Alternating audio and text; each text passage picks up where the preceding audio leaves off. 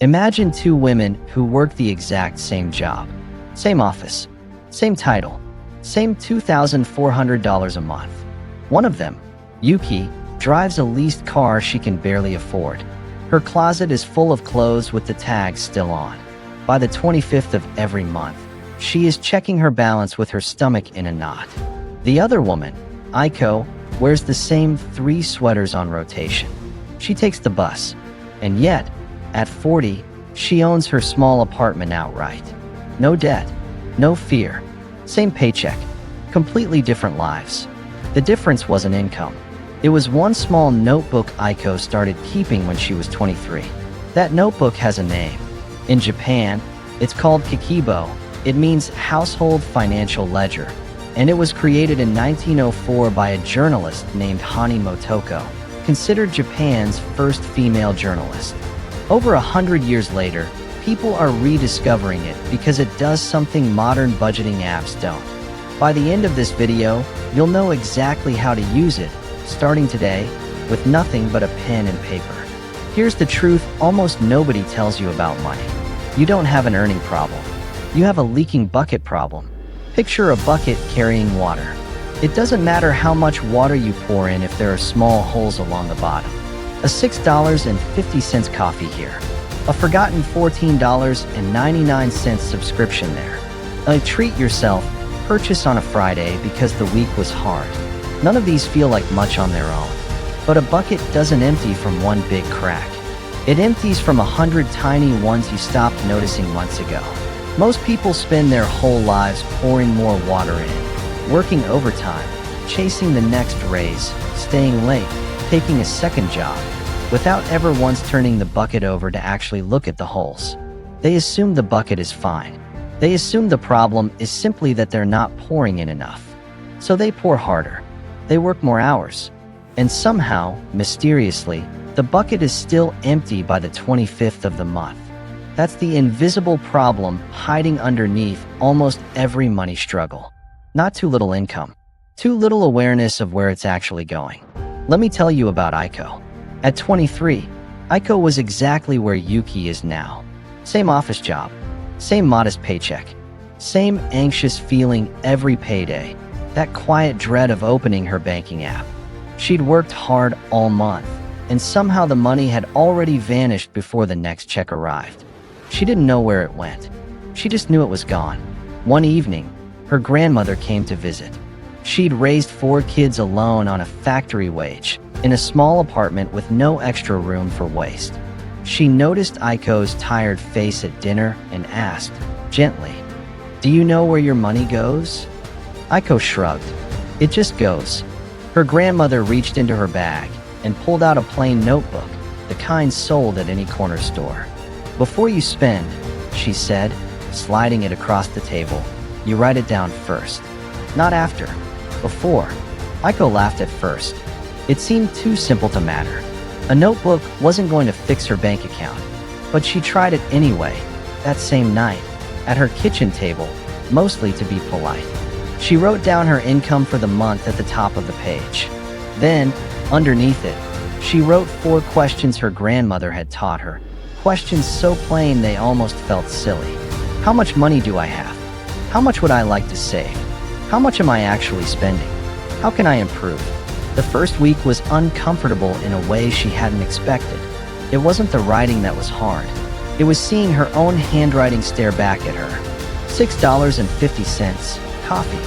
$14.99, an app she forgot she'd subscribed to. $43, convenience store snacks bought on tired nights walking home. None of it was reckless. That was the unsettling part. It was just invisible until it wasn't.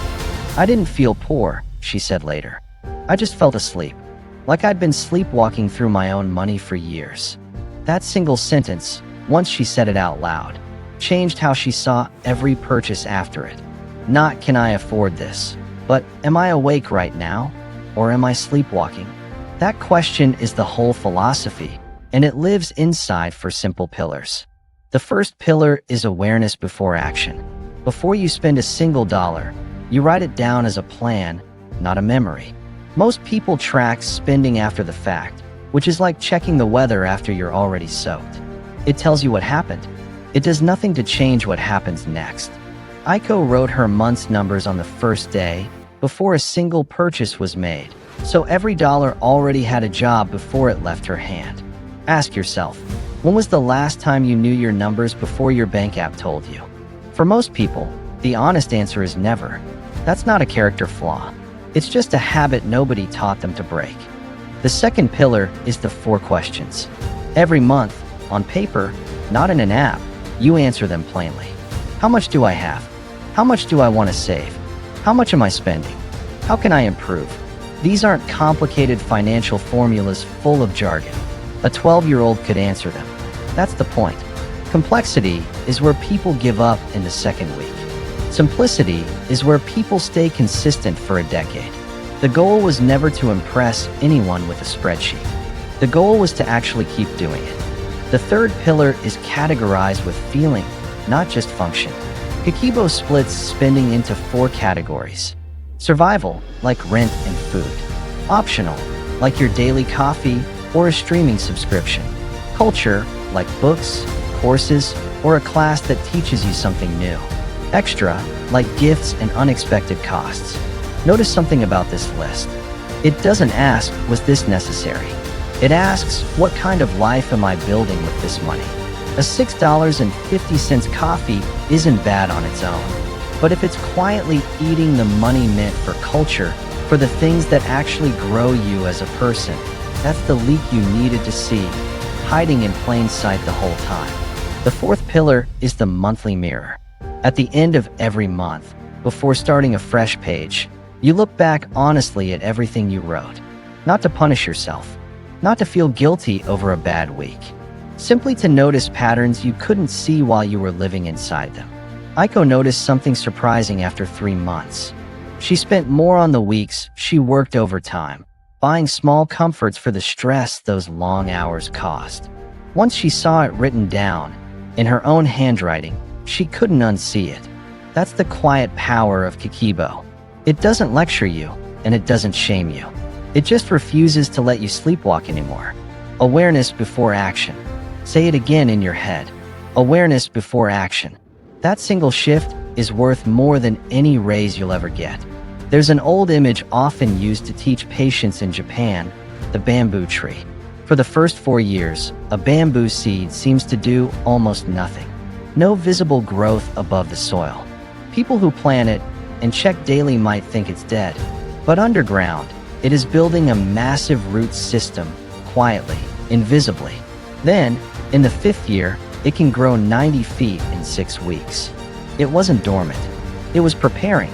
Your first month of writing numbers down will feel like nothing is happening. It is. You're building roots nobody can see yet. So here is your action step, and I want you to actually do this, not just nod along and move on to the next video. For the next 7 days, before you spend anything, write it down first, on paper or in your phone's notes app, whichever is closer. Not after the coffee. Before it. Just write. Considering $6.50 coffee. Then buy it if you still want to. Nobody is telling you to say no. Just write it first. At the end of the 7 days, sit down somewhere quiet and read every single line back to yourself, out loud if you can. That's the whole challenge. No budgeting app, no spreadsheet, no complicated plan, no starting over on the 1st of the month. Just 7 days of writing before spending. This works because it turns an unconscious habit into a conscious choice. And once something becomes conscious, once you can actually see it, you can finally change it. Here's the bigger truth hiding underneath all of this. Wealth was never about how much you earn. It's about the gap between what comes in and what actually stays. A person earning $2,400 a month who keeps $400 is wealthier, in the truest sense, than someone earning $8,000 a month who keeps nothing at all. Income is loud. It shows up on a